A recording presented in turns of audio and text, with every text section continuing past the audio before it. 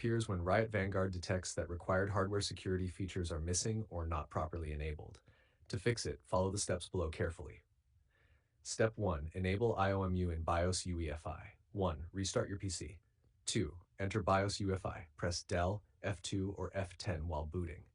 3. Go to Advanced Settings. If you have AMD, open Advanced, AMD CBS NBIO GFX configuration, set IOMMU equals enabled. If you have Intel, open Advanced System Agent SA configuration, enable IOMMU or VTD, save changes and restart. Step 2, enable required security options. In BIOS, also make sure Secure Boot equals enabled, TM 2.0 FTPM PTT equals enabled, boot mode is UEFI, not legacy CSM.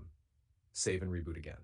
Step 3, turn on memory integrity in Windows 1, open Windows Security. 2, go to Device Security, Core Isolation. 3, turn memory integrity equals on. 4, restart your PC. Step 4, reinstall Riot Vanguard. 1, press Win-R, type appwiz.cpl. 2, uninstall Riot Vanguard, restart PC.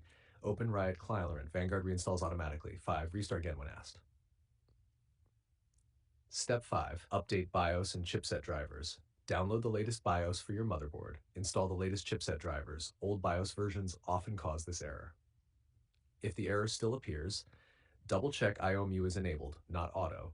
Make sure Windows is running in UEFI mode. Disable legacy CSM in BIOS. Restart the PC 2 to 3 times after changes. Summary. To fix this error, your system must support and properly enable IOMMU, Secure Boot, TPM 2.0, memory integrity, updated BIOS.